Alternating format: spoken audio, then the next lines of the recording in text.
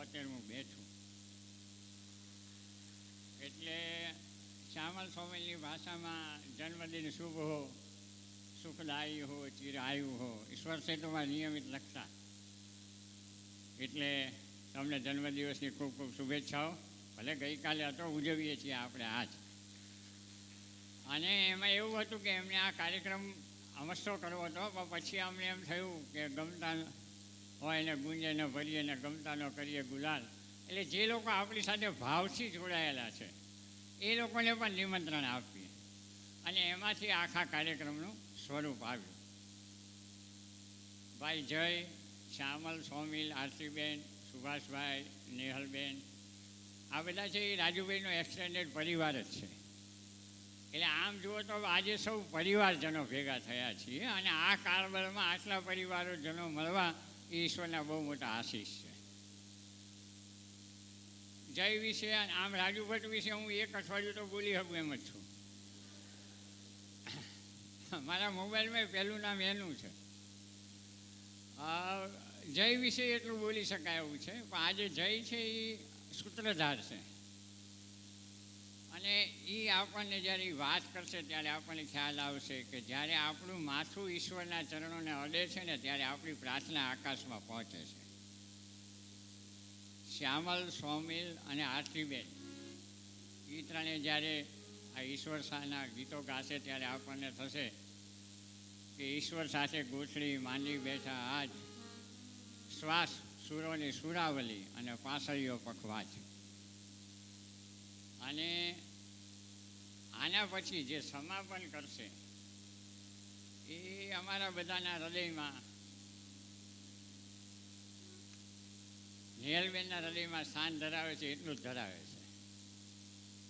અને અમે બધા એને દિલ ફાડીને પ્રેમ કરીએ છીએ. એમાં જય આવી જાય, હું આવી જાઉં, રાજુભાઈ આવી જાય. અને એ જ્યારે આપણને વાત કરશે ને ત્યારે આપણના અંતરમાં અજવાળું અજવાળું થશે. હવે તમારા અંતરમાં અજવાળું એટલું જ થશે જેટલો દરવાજો તમે ખોલશો. એટલે દિલથી ઈશ્વર સાથે સીધી વાત. આ બધા આમાં સૌથી અઘરું છે ને એ અમારા ગુરુ સુભાષભાઈને લઈ આવવાનું છે. અને એ આજે આવ્યા છે. એમ જઈએ કીધું કે આ જયનું જ કાવતરું હતું અને એમાં એ સફળ થયો છે. દિલથી ફરી બધાને આવકારીએ છીએ. આપણી પરંપરા મુજબ આ જ કુટુંબની ચોથી પેઢી રિશાન અને માનવિક એ દરેકનું સન્માન કરશે, સ્વાગત કરશે અને આપણે કાર્યક્રમ શરૂ કરશું. તબલા ઉપર મનીષી રાવલ.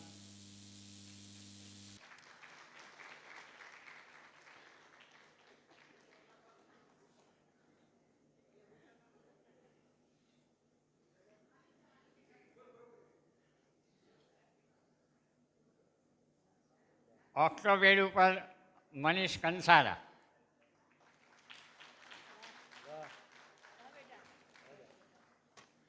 આ નીરવનો દીકરો છે ને એકતાનો દીકરો છે.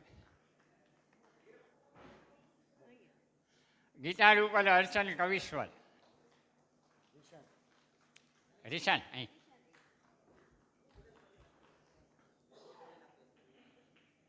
ફ્લૂટ ઉપર શ્રેયસ દવે.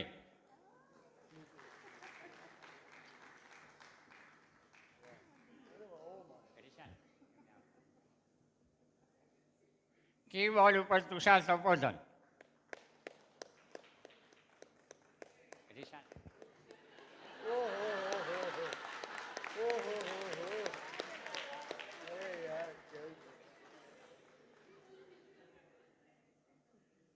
અને સાહેબ નિધનમાં દીપેશભાઈ ત્રિવેદી.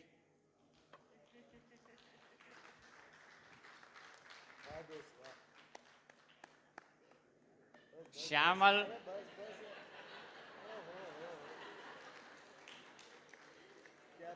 શ્યામલ ભાઈ સોમિલ,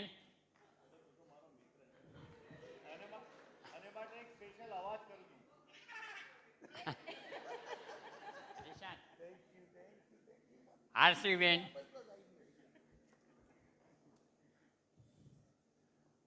અને જયભાઈ.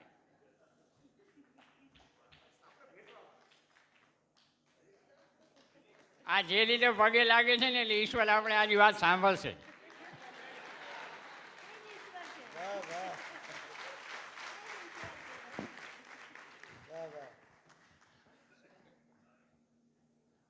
અને સુભાષભાઈ ભટ્ટ. તો આપ સૌનું ફરીથી સ્વાગત. અને આપણે શરૂ કરીએ છીએ ગુડ મોર્નિંગ, ગોડ મોર્નિંગ, ખુલ્લી આંખે એક સવાર ઈશ્વર સાથે. આભાર.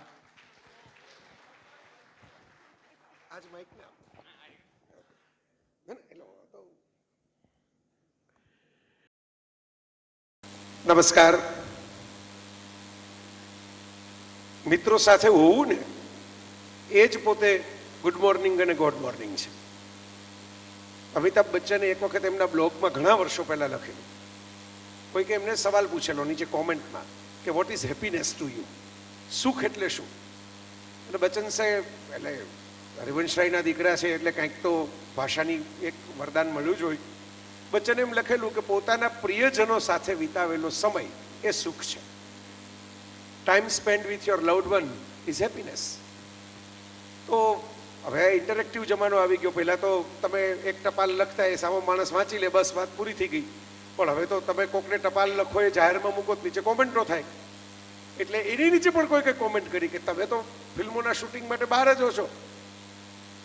સારું છે એવું ન કીધું કે કયા પ્રિયજનની સાથે હો છો, પણ કે તમારે સુખની આવી કેવી રીતે વ્યાખ્યા કરી શકો? પ્રિયજનો સાથે હોવું, તમે ક્યાં ઘરમાં હો છો એટલું બધો સમય? બચ્ચાને પાછો એનો જવાબ આપ્યો, બહુ એક્ટિવ છે સોશિયલ મીડિયા ઉપર.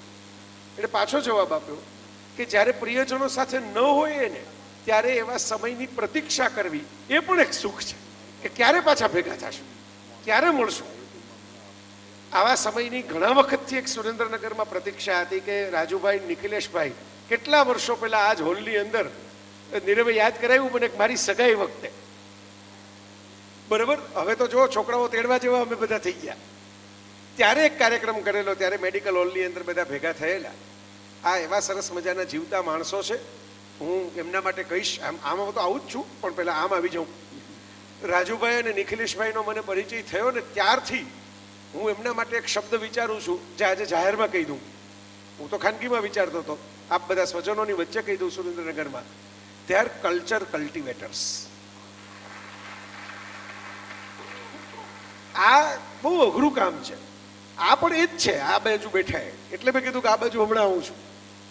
શ્યામલ, સોમિલ, આરતીબેન એ આખું એમનું ગ્રુપ સ્વર સેતુના સમયથી અમે શરૂઆત કરીને પછી તો આખી એમની એક સ્વર યાત્રાની આખી ઉજવણી અમે કરી. આ બધા શું કરી રહ્યા છે? તમને એમ થાય કે આ તો સંગીતના મિત્રો છે, ગાયનના મિત્રો છે, એ લોકો તો પરફોર્મન્સ આપી રહ્યા છે. આપણે એના માટેનો શબ્દ વાપરીએ છીએ પરફોર્મન્સ. આ બાજુ બેઠેલા આ બધા મિત્રો માટેનો આપણી પાસે શબ્દ છે ઓર્ગેનાઇઝર્સ. કે આ આયોજકો છે, આ સામે પરફોર્મન્સ કરવાવાળા મિત્રો છે. આ બંને પક્ષ, હું વચ્ચે ધરીની જેમ ઊભો છું, બંનેના સ્વજનની જેમ આવ્યો છું, પ્રિયજનની જેમ આવ્યો છું.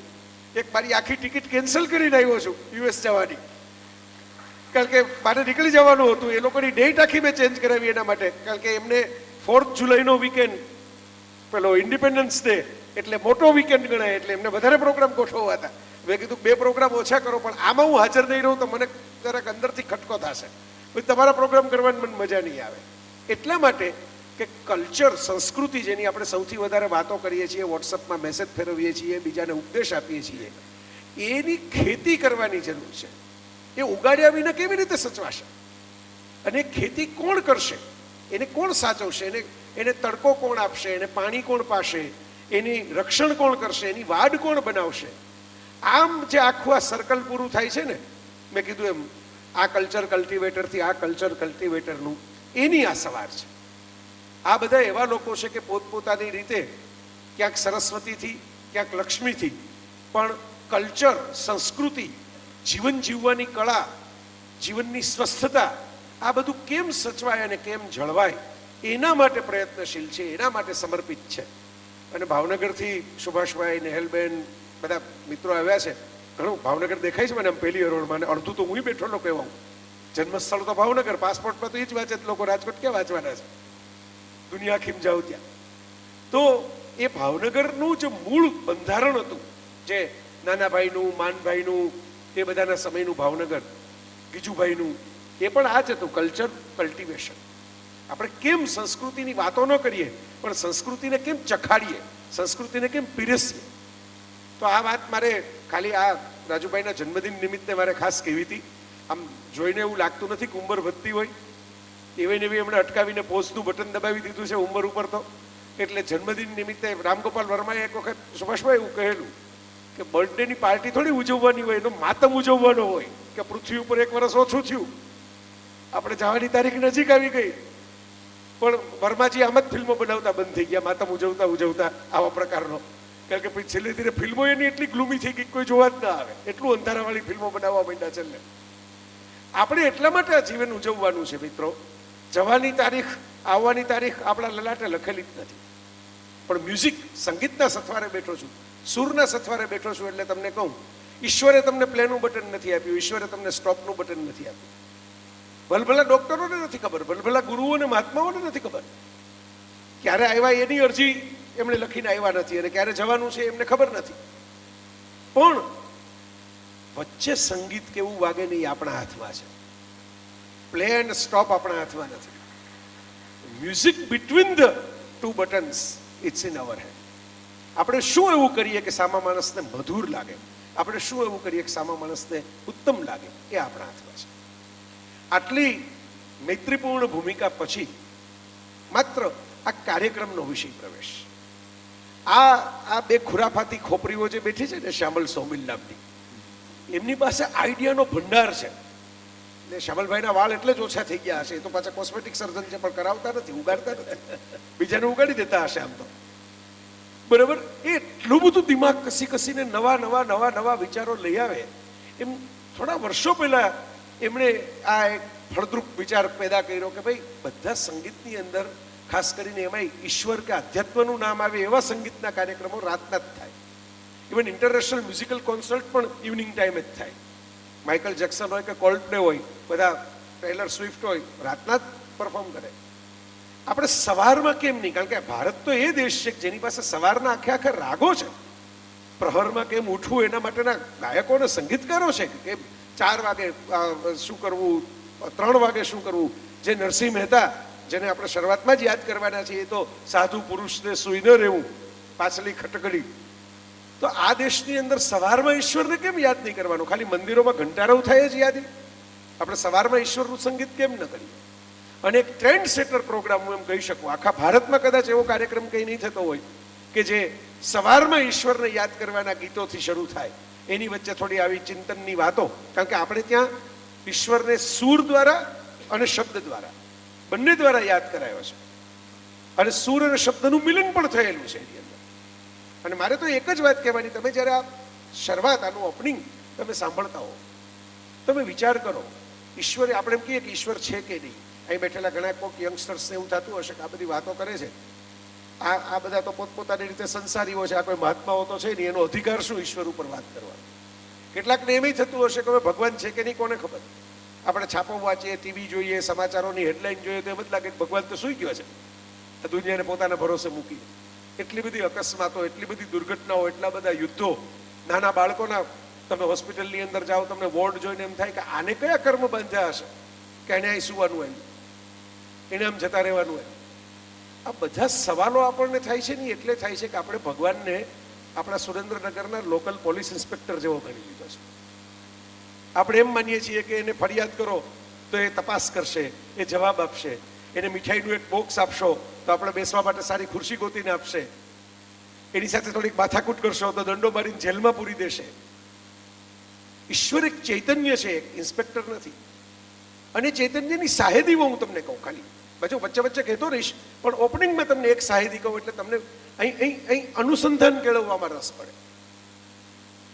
વિશ્વની અંદર અલગ અલગ ધર્મો, અલગ અલગ સંસ્કૃતિઓ અલગ અલગ સમયે થઈ, બધાએ ક્યાંક ને ક્યાંક ચૈતન્યનું વર્ણન પ્રકાશના સ્વરૂપે કર્યું. Lead kindly light, Christianity. બરાબર, ખુદા કા નૂર, નૂર તેજ, પ્રકાશ, ઇસ્લામ. બરાબર, તેજો લેશિયા, જૈન ધર્મની અંદર જે અલ્ટિમેટ અવસ્થા કહેવાય છે તીર્થંકરોની. તેજ આવી બેઠા હશે કોઈ મિત્રો, તેજો લેશિયા, અલગ અલગ લેશિયાના પ્રકાર છે. એમાંથી તેજની પરમ અવસ્થા જે હોય, તેજ અગેન લાઈટ, પ્રકાશ. તમસોમાં જ્યોતિર્ગમય, પ્રકાશ. કંઈક તો એવું છે કે જે કનેક્ટ કરે છે. તમે વિચાર કરો, આ તો સસ્પેન્સ સ્ટોરી થઈ ગઈ. આપણે તો કોઈ આ બધા રચનારાઓને મળ્યા નથી. અલગ અલગ દેશમાં એ બધા પ્રકાશને જ કેમ ઈશ્વરમાં જોયો, કેમ બીજા સ્વરૂપની અંદર ન જોયો? ઇવેન્ચ્યુઅલી લાઇટમાં શું એવું તત્વ છે? તો અંધકાર આપણા મનની અંદર જે પ્રવેશેલો હોય ને, એમાં કશુંક લાગણીનું, સંવેદનાનું, પ્રેમનું, કળાનું અજવાળું થાય ને, એ જ ઈશ્વરની સાહેદી છે, એ જ ઈશ્વરની અનુભૂતિ છે. આપણા અંધેરા ઓલાચાય એ જ અનુભૂતિ છે. હું વિન્સેન્ટ વાન ગોગના ચિત્રો જોઉં ને ત્યારે એમાં તમને વોબલિંગ, વાન ગોગ જ્યારે બનાવે આકાશ, તો એ આકાશ સ્થિર ન હોય, ગોળ ચકરડા જાણે ફરતા હોય એવું હોય. હવે તો એઆઈ નો જમાનો છે, તમે બેઠા બેઠા તમારા મોબાઈલમાં જોઈ શકશો એ ચિત્રો, વાન ગોગ કેમ કરશો તો. હવે એ બિચારો અર્ધ પાગલ ઠેરવાઈ ગયેલો માણસ, જેની પાસે ન તો કોઈ અવકાશ યાત્રાનું જ્ઞાન હતું, ન કોઈ એવું વિજ્ઞાન ભણેલો, ન ક્યાંય ગયેલો, એ માણસને કેમ એવી ખબર પડી કે આલ્બર્ટ આઇન્સ્ટાઈન જ્યારે શોધશે ત્યારે કહેશે કે સ્પેસ ટાઈમ છે એ તો ચાદર જેવું છે, એ તો કંઈ અવકાશ એટલે ખાલી નથી. તમે પૃથ્વી છે એ તો ગોળાની જેમ, ચાદરમાં જેમ આપણે કોઈ વજનદાર ફૂટબોલ મૂકીએ ને ચાદરમાં જેમ ગોબો પડે, એમ બ્રહ્માંડમાં ગોબાની જેમ આપણી પૃથ્વી પડેલી છે, એ અદૃશ્ય ગોબો છે. આવું બધું સાયન્સ વાન ગોગ ક્યાં જાણી આવ્યું? પણ એને ગોબાઓ ચિત્ર છે. એવી જ રીતે 500 વર્ષ પહેલા જુનાગઢની ગિરનારની તળેટીની અંદર કરતાલ લઈને જતા અને સમરસતાના કોઈ અભિયાનો એ સમયની સરકારો કે રાજાઓ ન ચલાવતા હોય, એ સમયે સમાજને સમરસ કરવા માટે પોતાનો જીવ હોડમાં મૂકી દેતા નરસિંહ મહેતા. હું મોરારી બાપુને જોઉં ત્યારે મને કાયમ એમ લાગે કે બાપુ કૈલાસ તો અવતાર છે એવું તો લાગે એમની રીતે, કે ભાઈ એ બહુ શિવના પ્રેમી છે, ભક્ત છે, શિવરાત્રી એમનો જન્મદિન છે. પણ મને એમ લાગે કે બાપુના સ્વરૂપે નરસિંહ મહેતાનો સ્પર્શ આપણને પાછો થઈ રહ્યો છે આ સમાજમાં. એ નરસિંહ મહેતા એમ લખે, અખિલ બ્રહ્માંડમાં એક તું શ્રીહરિ જુજવા રૂપે અનંત ભાસે. અને જે Albert Einstein Vincent van Gogh સાથે મેં કનેક્ટ કર્યા, એ આલ્બર્ટ આઇન્સ્ટાઈનનું એક સૂત્ર છે, મોટા ભાગના લોકોને સમજાતું નથી પણ ગોખીને ભણી ગયા છે, E = mc². એની સાદી સમજૂતી એટલી જ છે કે બ્રહ્માંડમાં ઉર્જાનો કુલ જથ્થો અચળ છે, એમાં નવી ઉર્જા ઉમેરી શકાતી નથી અને કોઈ વધારાની ઉર્જા બાદ કરી શકાતી નથી. એ ઉર્જા સાથે રમત તમે કરી શકો છો. તમે પેટ્રોલ ખોદો ને ગાડી ચાલુ કરો એટલે પેટ્રોલનું દહન થાય, ગાડીમાં સ્પીડના રૂપે રૂપાંતર થાય. તમે ઉર્જાનું રૂપાંતર શક્ય છે, નાશ શક્ય નથી. અલગ અલગ સ્વરૂપે તમને ઉર્જા જોવા મળે છે. આ જ નરસિંહ મહેતા કોઈ ક્લાસમાં ગયા વિના અને ફિઝિક્સના કોઈ સિદ્ધાંતો, ન્યૂટન પણ પેદા નહોતો થયો, આઇન્સ્ટાઈન તો બહુ દૂરની વાત છે, ગેલેલિયો પણ પેદા નહોતો થયો, એ સમયમાં કેવી રીતે કહી ગયા કે જુજવા રૂપે અનંત ભાસે? આ મેટર તો એક જ છે, બધી એના અલગ અલગ સ્વરૂપો તમે જોઈ રહ્યા છો. આ કોયડું જો તમારા મનમાં થશે ને મિત્રો, તો તમારી ગુડ મોર્નિંગની શરૂઆત થઈ જશે. કારણ કે ભારતીય સંસ્કૃતિ એમ નથી કહેતી કે અમે કહીએ એમ ઈશ્વર સ્વીકારી લ્યો, એ અબ્રાહમિક ધર્મોનું લક્ષણ છે. પણ ભારતનું સનાતન લક્ષણ એ છે કે તમે પૂછો, તમને ખોજ કરો, તમે નીકળો, રણ મેદાનની વચ્ચે ઊભા રહીને તમારા સારથીને તમે ઊભા રાખીને કહો કે મને આ નથી સમજાતું, યુદ્ધ પછી કરો, ગીતા પહેલા સાંભળો. આ ભારત છે. તો આ નોટ સાથે, આ ભૂમિકા સાથે આટલું લાંબુ હું વચ્ચે વચ્ચે નહીં બોલું. આ માત્ર ઓપનિંગની અંદર જ મારે બોલવાનું હતું, એટલે મને એમ હતું કે આ બેઠેલા મિત્રોને પણ થોડું કનેક્શન બંધાય આખા કાર્યક્રમ સાથે, એટલે મેં આ લઘુ પ્રવચન કરી લીધું. હવે હું માત્ર એન્કરિંગ કરીશ. Over to you.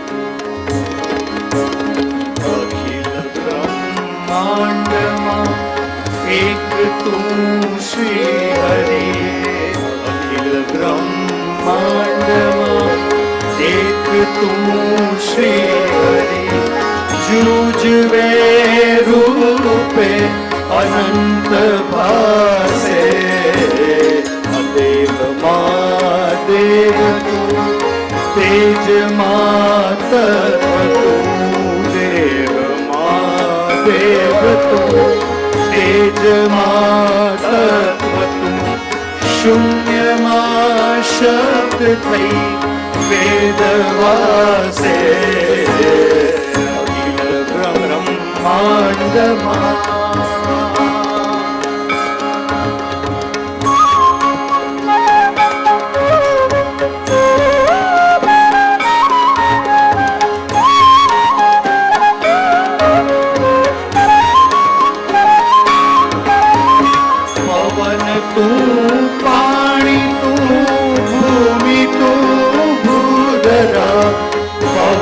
તું પાણી તું ભૂમિ તું વૃક્ષ થઈ ફૂલી રહ્યો આકાશે વિવિધ રચના કરી અનેક રસ લેવાને વિવિધ રચના કરી અનેક રસ લેવાને શિવ થકી જીવ થયો તેજ આશે બ્રહ્માંડમાં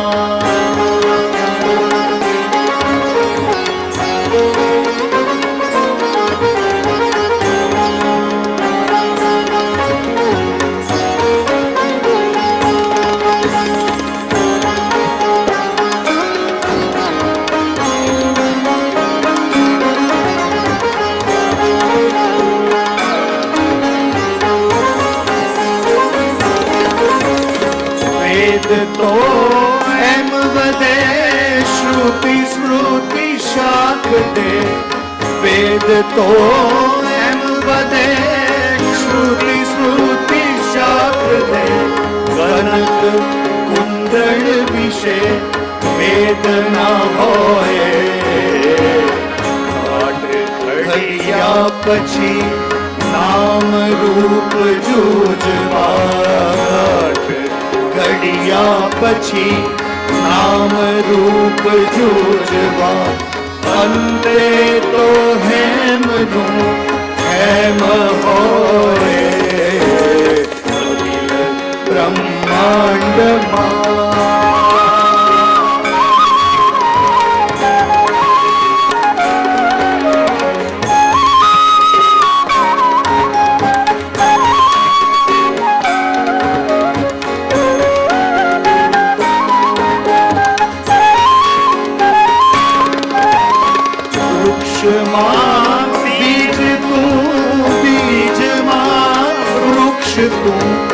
વૃક્ષમાં બીજ તું બીજમાં વૃક્ષ તું જો પતંતરો એ જ પાસે વણે નરસૈયો એ મન તણી શોધના નરસૈયો એ મન તણી શોધના પ્રીત કરું પ્રેમથી પ્રગટ થાશે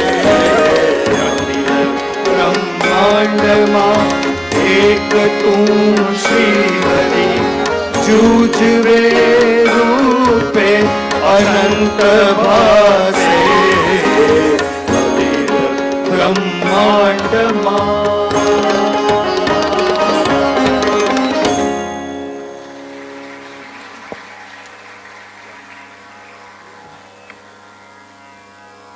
મિત્રો, ઓશો રજનીશ એક બહુ સરસ મજાની વાત કહેતા. એમને ટૂચકાઓની અંદર પણ બોધ આપવાની આદત હતી. એ સુખદ આદત અમારા સુભાષભાઈ પાસે પણ છે કે હસતા હસાવતા કેવી રીતે કોઈક આધ્યાત્મિક વાત કહી દેવી. તો ઓશોને કોઈકે પૂછ્યું કે ભાઈ તમે દર વખતે પોતે આમ ધ્યાનની વાત કરો, સમાધિની વાત કરો, ભાવની વાત કરો અને વચ્ચે વચ્ચે પાછા આ દરેક જેટલા બધા એ તો એવું કહેતા જ કે આ પાદરીઓ, આ પંડિતો, આ મૌલવીઓ, આ બધા તો એજન્ટ છે ઈશ્વરના, હું આમાં માનતો જ નથી. તો એમણે એક કથા કહેલી કે એક વખત ધરતી ઉપર કોઈને ઈશ્વરની પરમ તત્વની ઉત્તમ અનુભૂતિ થઈ, એ ભગવત્તાને લબ્ધ થઈ ગયા, અને શેતાન, કારણ કે ક્રિશ્ચિયનિટીમાં બે ભાગ પાડેલા છે કે એક બાજુ ઈશ્વરનું રાજ્ય છે પવિત્રતાનું, અને બીજી બાજુ ઈશ્વરે જ પોતાનો કાઢી મૂકેલો પુત્ર, પેરેડાઇઝ લોસ્ટ, મિલ્ટનનું એક જમાનાનું કાવ્ય બહુ જાણીતું. એ શેતાન જે છે એ કાવતરા કરે છે ઈશ્વરની વિરુદ્ધ, ગુડ વર્સિસ ઇવિલના.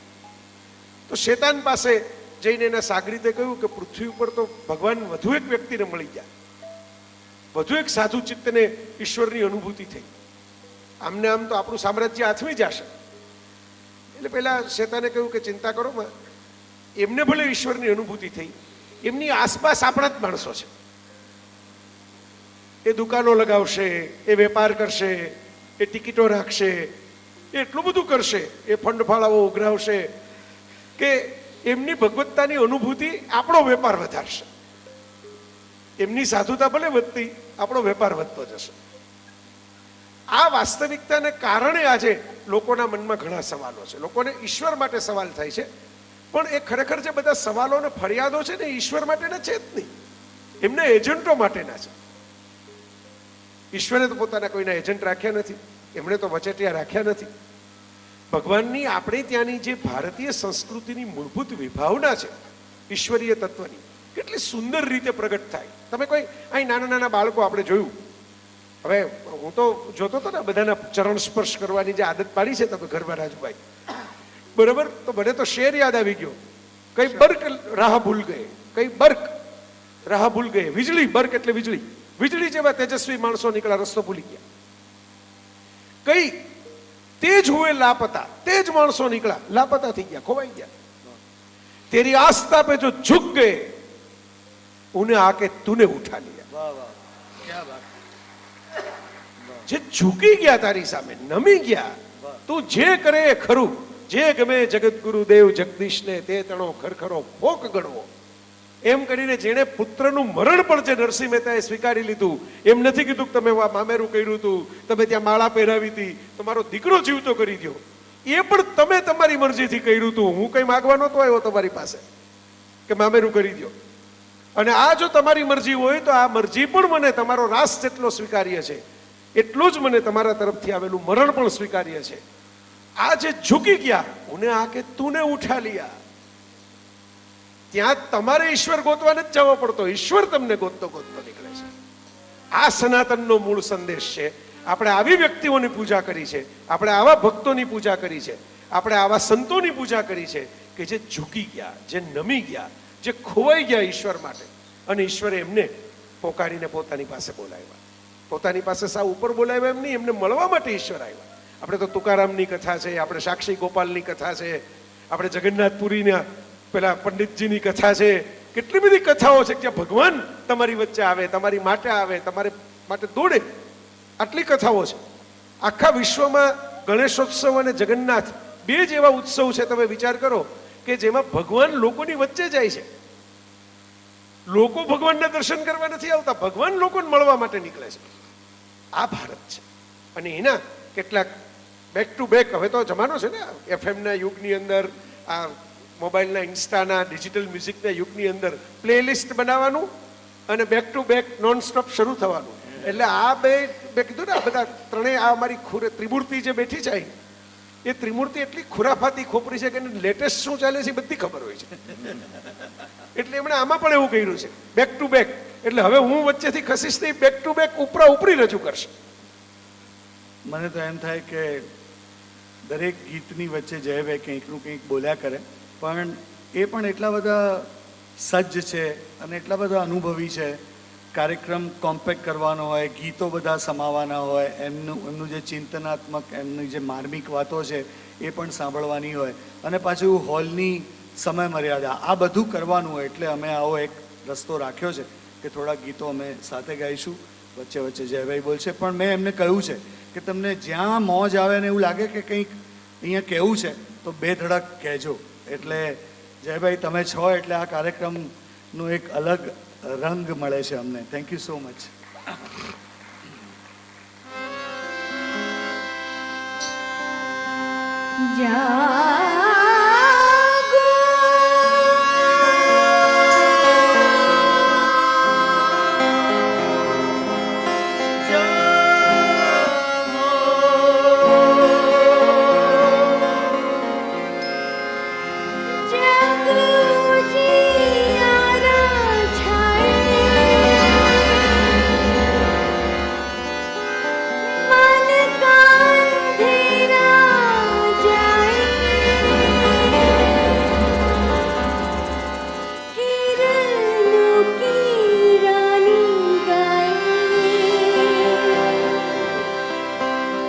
जागो है मेरे मन मोहन प्यारे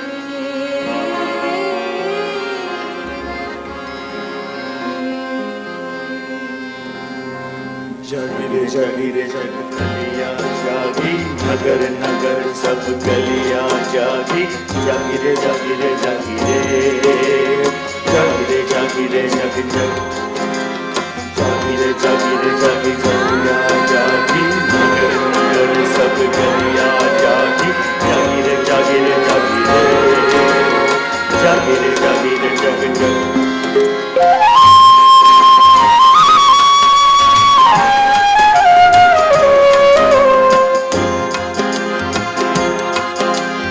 जागो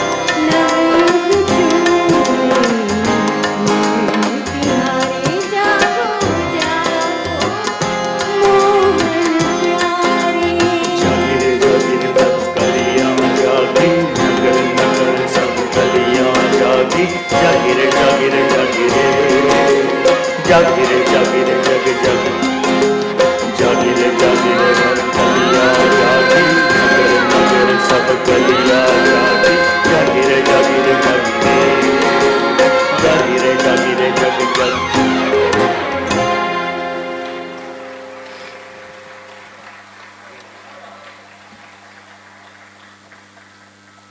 અગાઉ આ કાર્યક્રમ અમદાવાદમાં જ્યારે કર્યો 31મી માર્ચે, ત્યારે રાજુભાઈ ખાસ સુરેન્દ્રનગરથી કાર્યક્રમ સાંભળવા આવ્યા હતા. એ જ દિવસે એવું નક્કી કરેલું કે જુલાઈમાં આ કાર્યક્રમ કરો, પણ એવા સુસજ્જ શ્રોતા છે કે એમણે કહ્યું કે મારે અમુક ગીતો મને ગમે છે એવા તમે ઇન્ક્લુડ કરશો? તો મેં કહ્યું ચોક્કસ કરીશું. તો આ ગીત એ એમની ફરમાઈશ હતી, એટલે ખાસ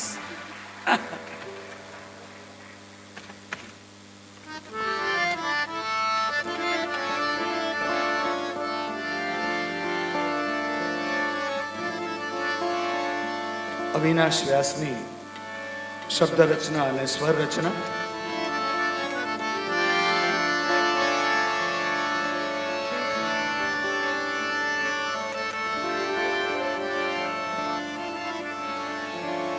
હજાર હાથ વાળા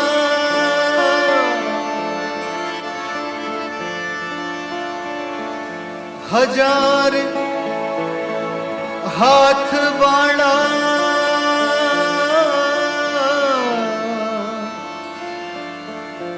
હજાર હાથ વાળા મંદિર ઉઘાડાને તારે મોઢે તાળા હજાર હાથ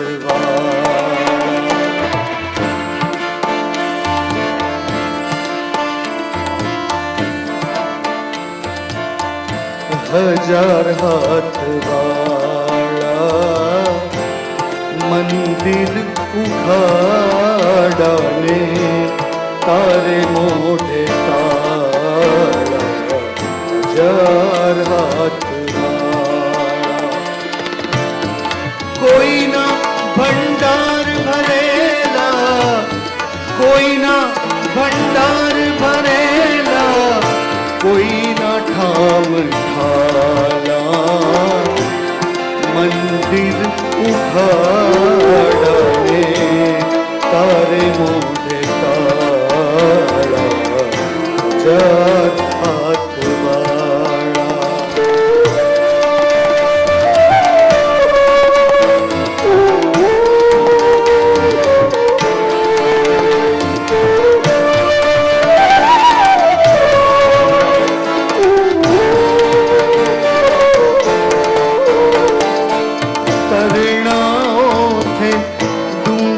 જેવો દેવ તારો પડછાયો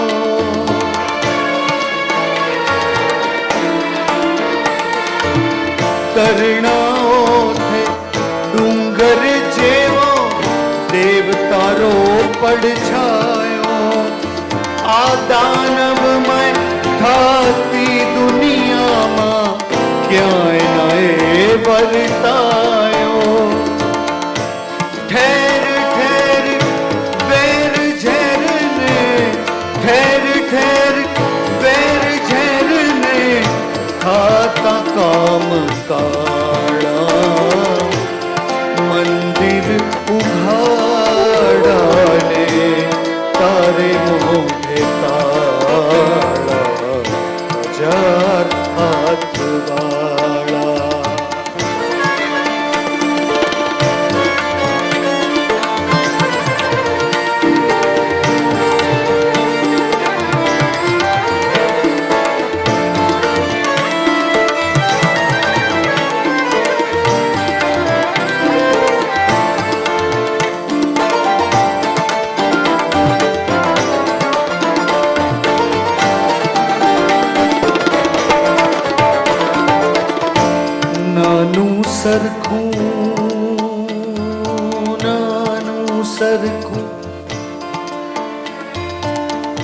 નાનું સરખું મંદિર તારું થઈ બેઠું દુકાન.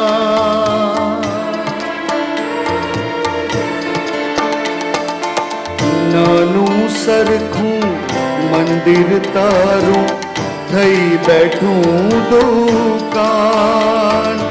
પુકારે પંડિત પૂજારી કોઈ લઈ લ્યો ને ભગવાન, લઈ લ્યો ને ભગવાન. નિર્ધન ને ધન દેજે ભગવાન, નિર્ધન ને ધન દેજે ભગવાન. મોટી પૂજીવાળા મંદિર ઉઘાડાને તારે મોઢે તાળા.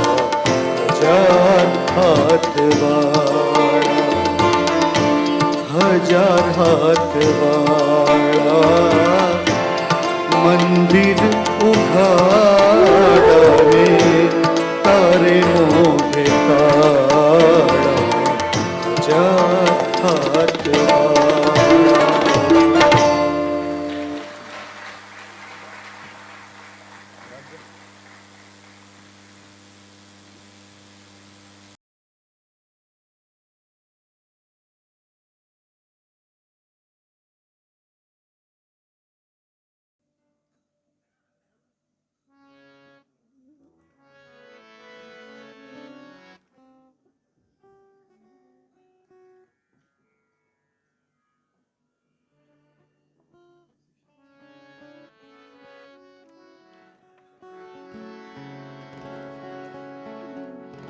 હલો, શ્યામલ હવે એની પોતાની લખેલી ગઝલ રજૂ કરે છે. એના કાફિયા ખૂબ સુંદર છે, સરસ રીતે નિભાવ્યા છે અને એનો રદીફ છે સાવ જુદો. રદીફ સાવ જુદો અને ઈશ્વરને સંબોધીને ઈશ્વરને વિશે લખેલી આ આખી ગઝલ સાંભળીએ.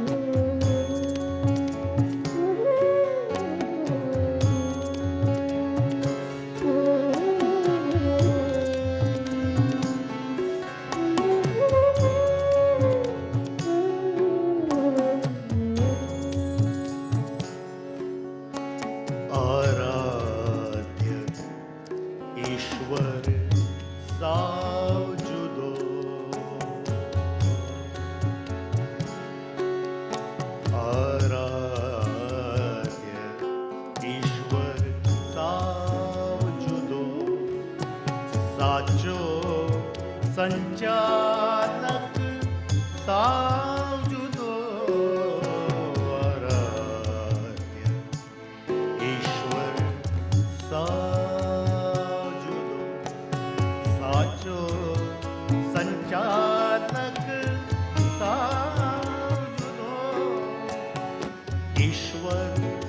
માણસનું સર્જન છે, માણસનો સર્જક સાંભળો આરાધ્ય. જેની ભક્તિ કરીએ છીએ ઈશ્વર જુદો છે, અને જેનો અહેસાસ થવો જોઈએ એ ઈશ્વર જુદો છે. બે જુદા ઈશ્વર છે. જે ઈશ્વરને માણસે બનાવ્યો છે અને જે ઈશ્વરે માણસને બનાવ્યો છે, આ બે જુદી વસ્તુ. એકની ભક્તિ હોય, બીજાનો અહેસાસ હોય.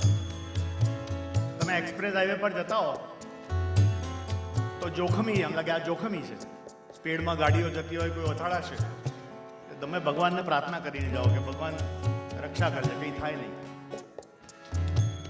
આ ભક્તિનો ઈશ્વર છે. પણ 2 સેકન્ડ હું તમને કહું કે તમે આજે કદાચ કાર્યક્રમ જોવા પ્રાર્થના કરીને નહીં આવ્યા હોય કે ઈશ્વર અમારી રક્ષા કરજે, કે એમાં જોખમ નથી લાગતું. પણ તમે વિચારો, તમે અહીં બેઠા છો, પડી નથી જતા. કેમ? ખુરશી પર બેઠા છો. ખુરશી સંતુલનમાં છે. ખુરશી સંતુલનમાં એટલા માટે છે કે ફ્લોર પર એક ચોંટેલી છે, સંતુલનમાં છે. પણ હું તમને એમ કહું કે અત્યારે તમે આ અવકાશમાં પૃથ્વીની સપાટી પર ઊંધા બેઠા છો. એ શક્ય છે ને? પૃથ્વી અવકાશમાં હોય તો તમે ઊંધા બેઠા છો. એ નથી જોખમી? એ તો બહુ જ જોખમી છે. એ પરમાત્માએ જે બેલેન્સ રાખ્યું છે, આ એ થોડું આગુ પાછું જાય તો તમે ક્યાંય ના રહો. પણ એ વિચાર આપણને ક્યારે નથી આવતો. તો એ અહેસાસ છે. અને આ બે ઈશ્વરો જુદા છે.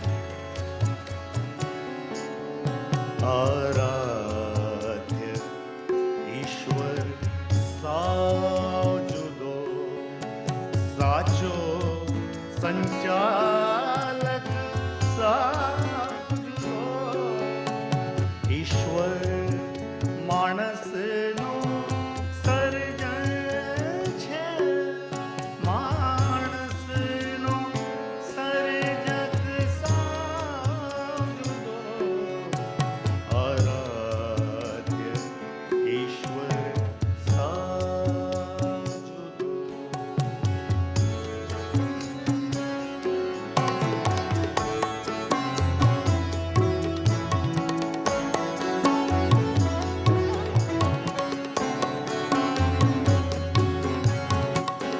શેર સાંભળજો.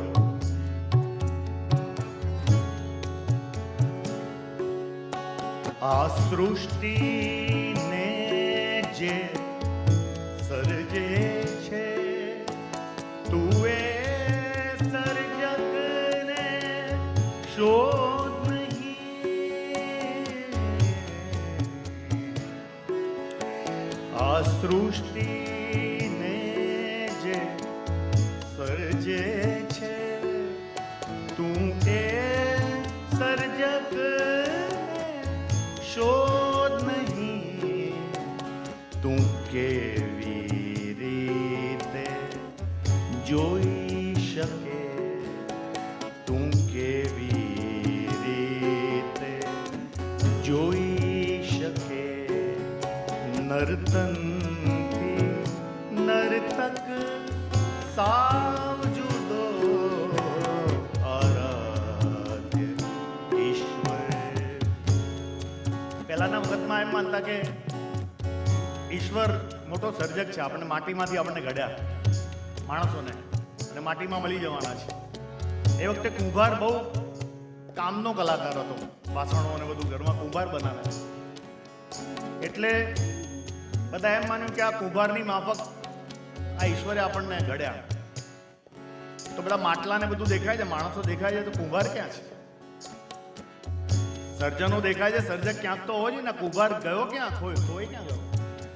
એટલે એની શોધ ચાલી, આજ સુધી નથી મળ્યો. એક ચિત્ર આપણે જોઈએ. ચિત્ર દેખાય છે તો ચિત્ર દોર્યું એ ચિત્રકાર પણ હોવો જોઈએ, નહીં તો ચિત્ર તો કઈ રીતે દેખાય? તો ચિત્રકાર ક્યાંક છે, ક્યાં છે ખબર નથી. ચિત્ર છે તો ચિત્રકાર ક્યાંક બીજે છે. પણ આ બધી કલાઓથી આ સમજણ નહીં આવે.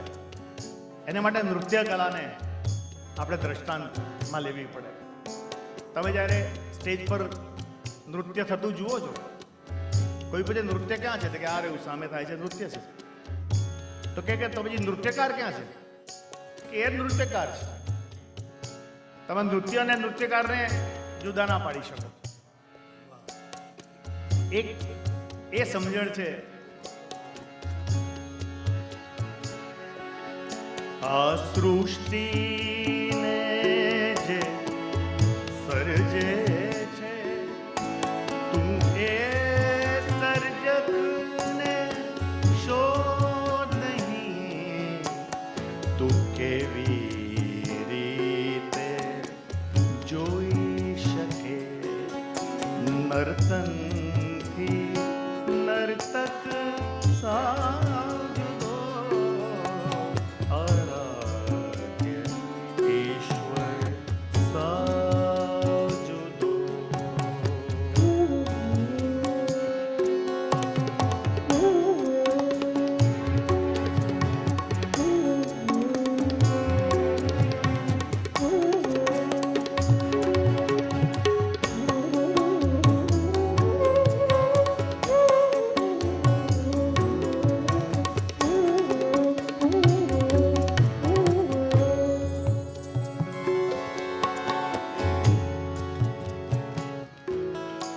છે નાના મોટા મેદાનો, અહીં ખેલ ધરમના સાવ જુદા.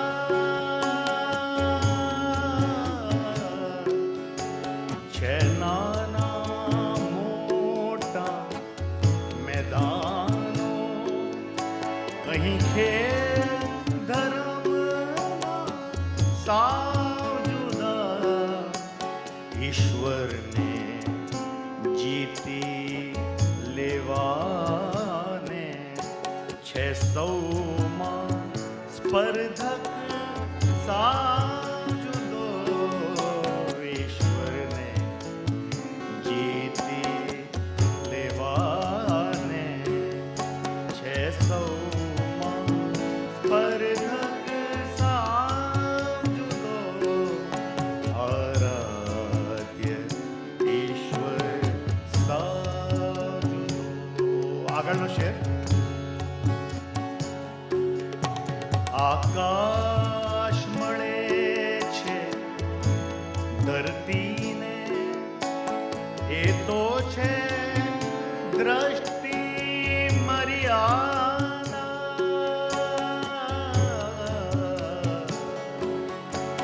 આકાશ મળે છે ધરતીને, એ તો છે દ્રષ્ટિ મર્યાદા. અવકાશ નિહાળે અંત વગર, અવકાશ નિહાળે અંત વગર. એ તો છે દર્શક સાવ જુદો. આરાધ્ય ઈશ્વર સાવ જુદો. સાચો સંચાલક સાવ જુદો. ઈશ્વર માણસનો સર્જન છે, માણસનો સર્જક સાવ જુદો. આરાધ્ય ઈશ્વર સાવ જુદો.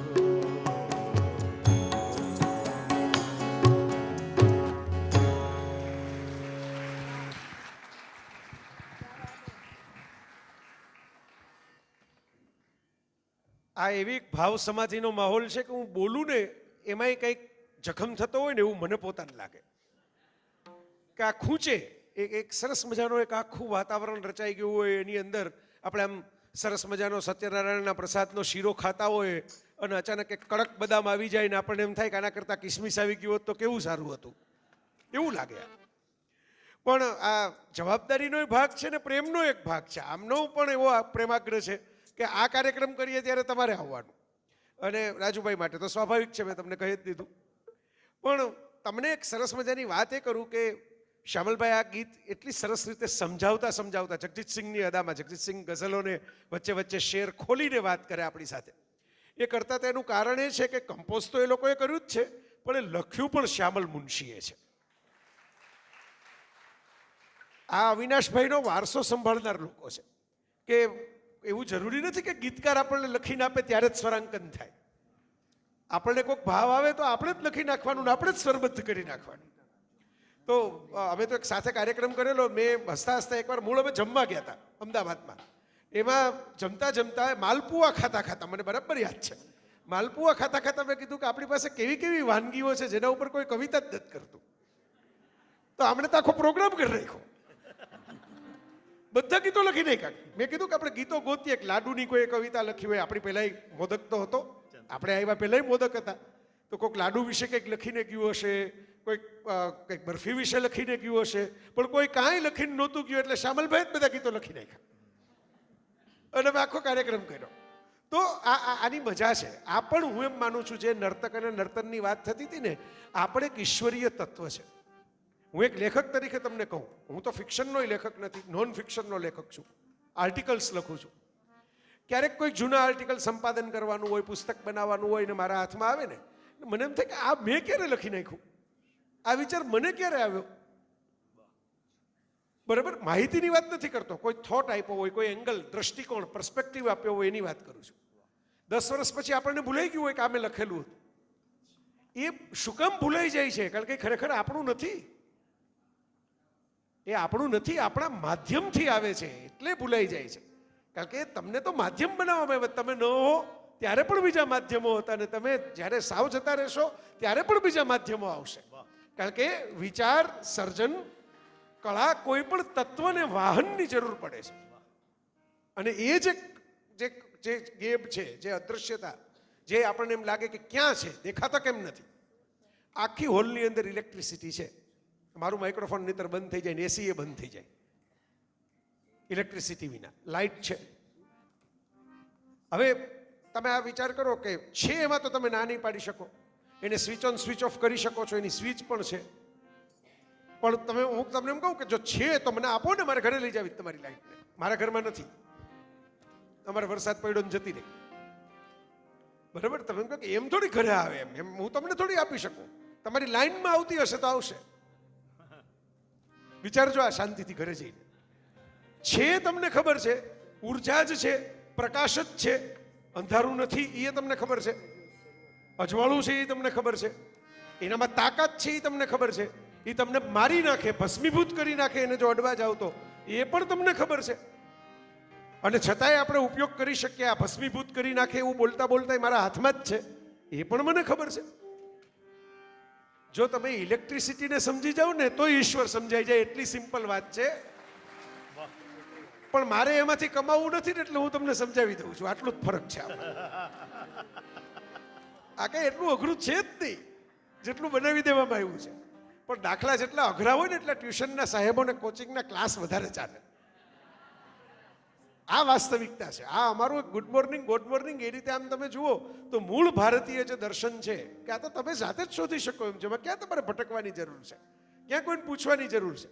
તમારું હૃદય ખુલ્લું કરો એટલે આપોઆપ તમને દર્શન થવા લાગશે. બસ હૃદય ખુલ્લું કરવાની જરૂર છે.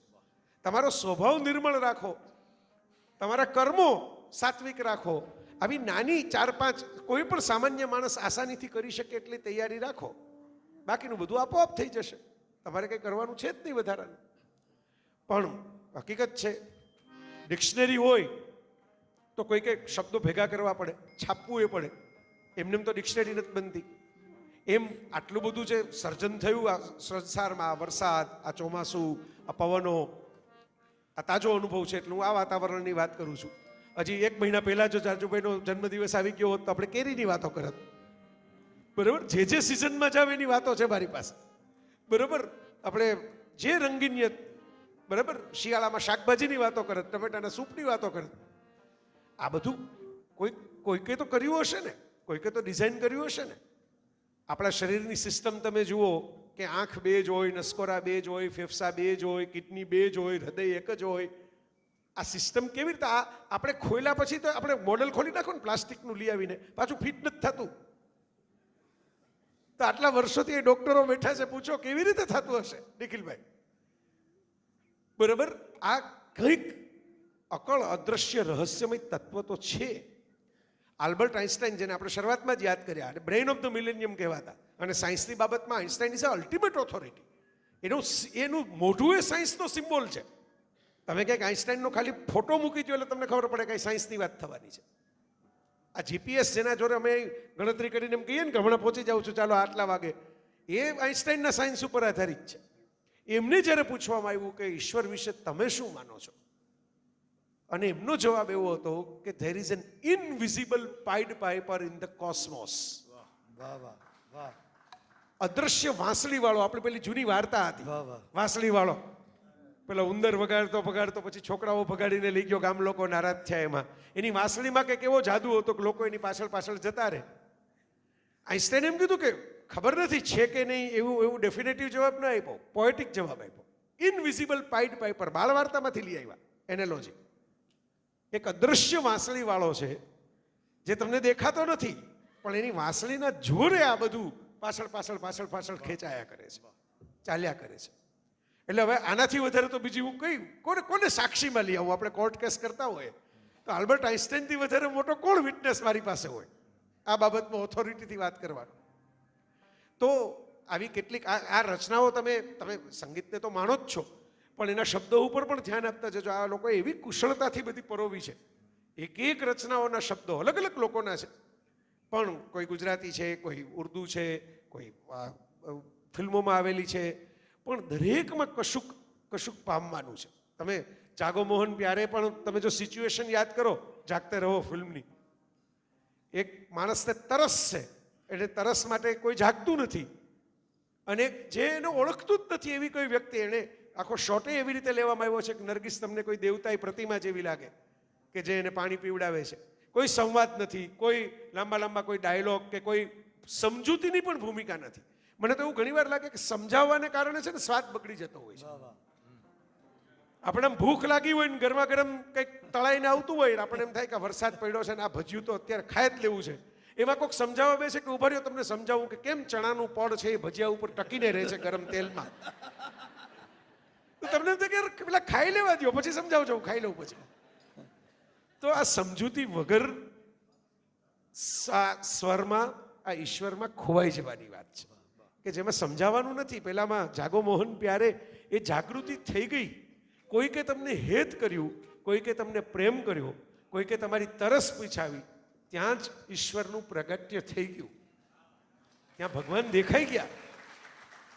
તમારે તો ઓલા 4 હાથ ને અને 10 આમ ને પેલું આમ ને એ સ્વરૂપ જોવું છે, પણ આ ઈશ્વર, કોઈકે તમને પાણી પાયું એ ઈશ્વર હતા ત્યારે તમારે પાણીની જરૂર હતી ત્યારે. એ જો આપણે જોતા થઈ જશું તો ઈશ્વરે બહુ રાજી થશે, કારણ કે એને એમ થશે કે મેં જે બનાવ્યું છે એને આ બરાબર સમજે છે. જેમ શિક્ષક રાજી થાય ને કે મારો દાખલો બરાબર ગણી લીધો, એવું એને રાજીપો થશે.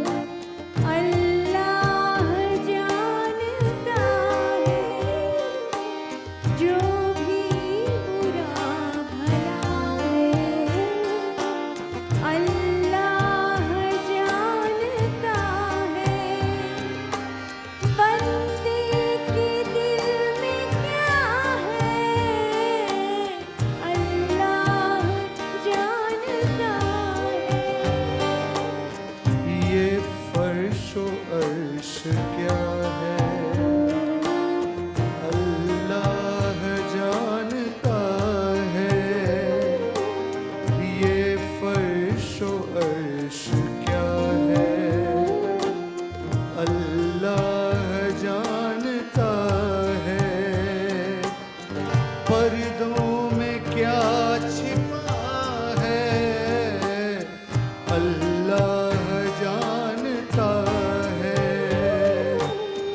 जो भी बुरा भला है अल्लाह जानता है।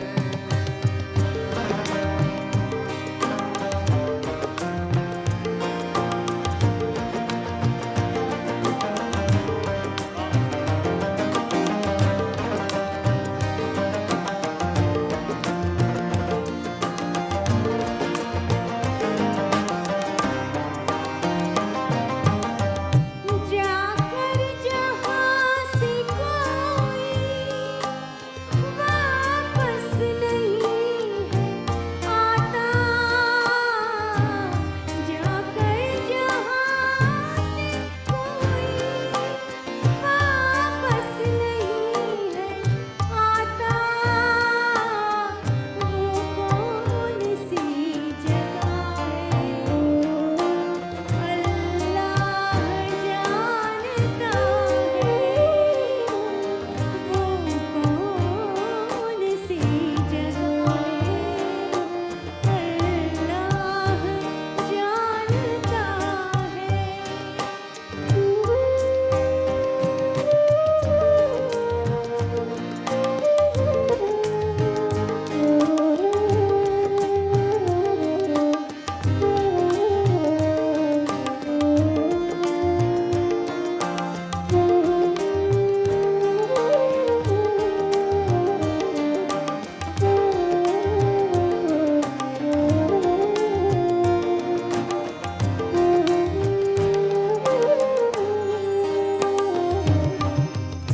नेकी बदी को अपनी कितना ही तू छुपाए, नेकी बदी को अपनी कितना ही तू छुपाए, अल्लाह को पता है अल्लाह जानता है, अल्लाह को पता है अल्लाह जानता है।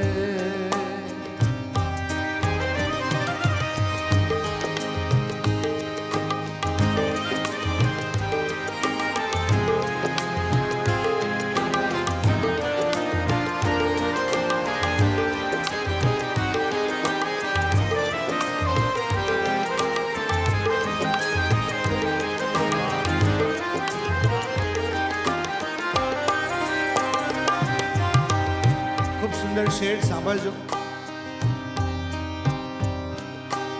ये धूप छाँव देखो, ये सुबह शाम देखो,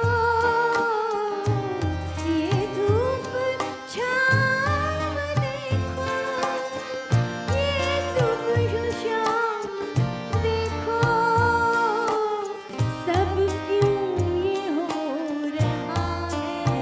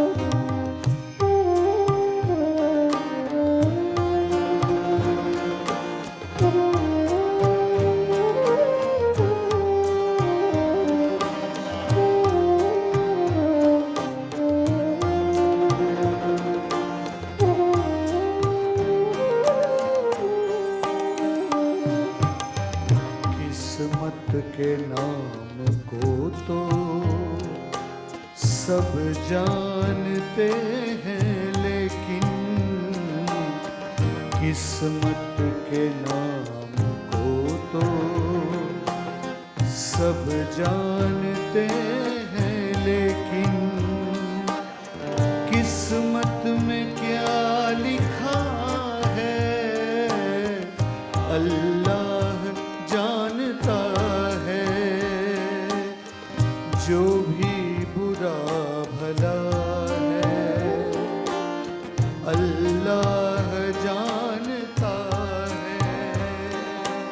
बंदे के दिल में क्या है अल्लाह जानता, अल्लाह जानता, अल्लाह जानता, अल्लाह जानता।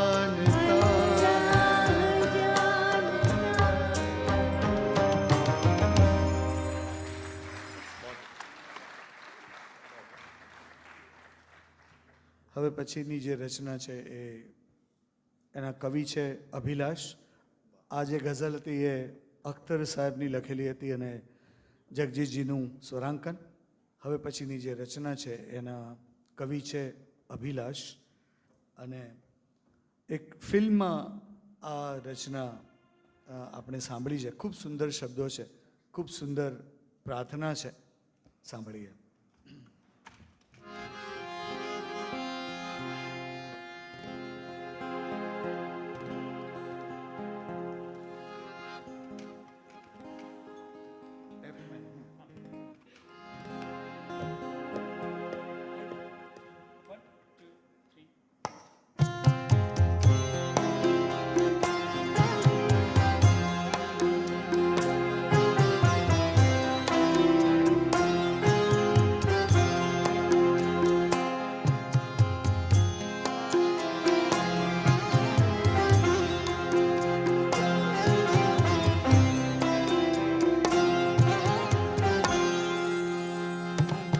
इतनी शक्ति हमें देना दाता, मन का विश्वास कमजोर होना।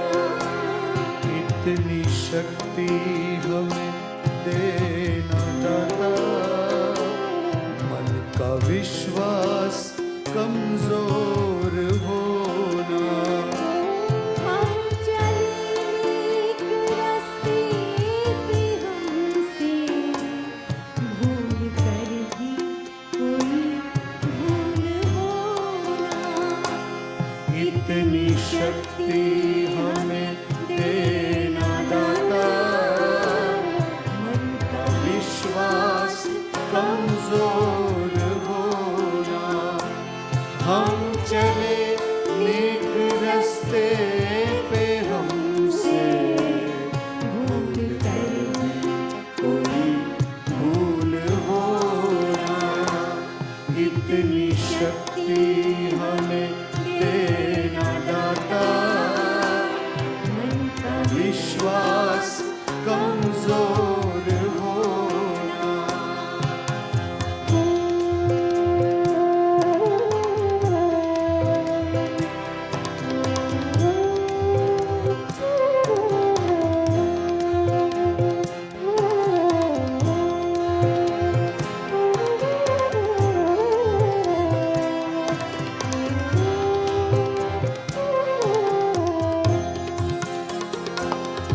दूर अज्ञान के हो अंधेरे, तू हमें ज्ञान की रोशनी दे।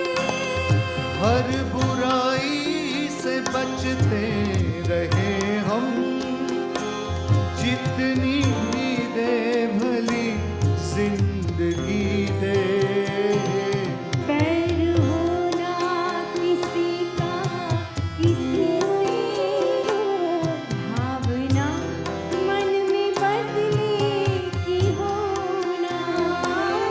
हम चले नेक रास्ते पे, हमसे भूल कर भी कोई भूल होना।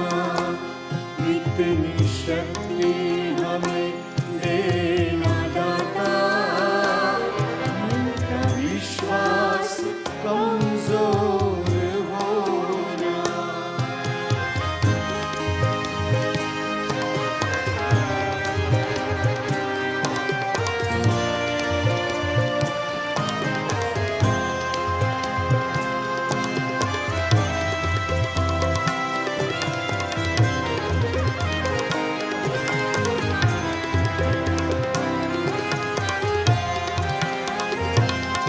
हम न सोचे हमें क्या मिला है, हम ये सोचे किया क्या है अर्पण।